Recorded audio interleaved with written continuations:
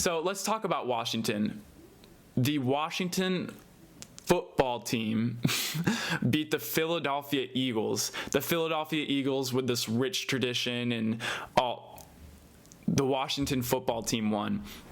And I'm going to be honest with you, I was watching so many games yesterday.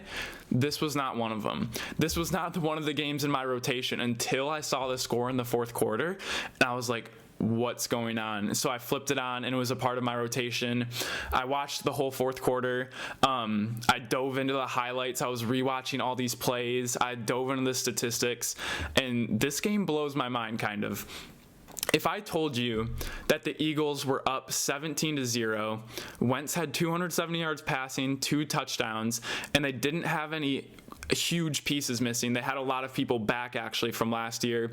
They got the biggest one being Deshaun Jackson, his deep threat. Washington had 178 yards passing, only 75 yards rushing, and a missed field goal, while the Eagles were up 17-0. If I told you that the Washington football team won 27-17, this is just such a head-scratching game, because that's where, and then I watched the highlights and I watched what happened in those first 3 quarters, and it made sense. All of their throws and all of their runs, even though they didn't have many yards at all on offense, they were all in opportune times. They were all for third downs. They were all in the same drive. If they got yards, they came in the same drive and they were scored. They had a very nicely timed interception, and even with the missed field goal.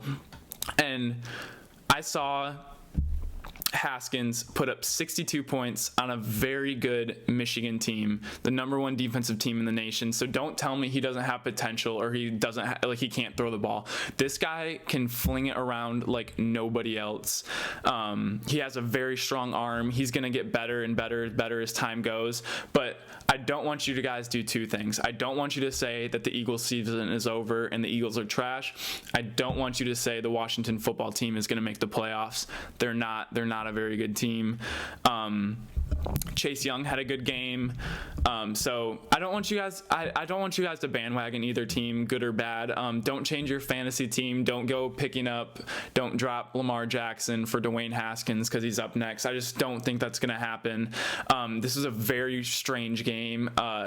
It took me by surprise. I think it took everyone by surprise, but it did get my attention from the Washington football team, and they are playing Arizona next week, so I will be watching that game.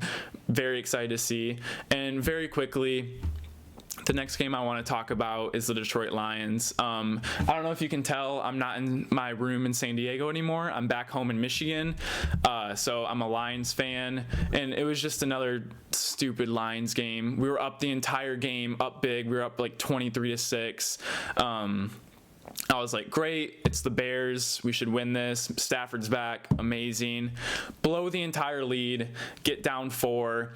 Game-winning drive. Throw it wide open in the end zone. Drops it. Game over. So it's that doesn't happen to any other team besides the Lions. This is just the life of being a Lions fan. And I'm talking a lot about managing expectations with like the Redskins, the Eagles, the Patriots, all these teams. As a Lions fan, I need to manage my expectations that, I don't know, hope for Trevor Lawrence or something. I don't know what's going to happen.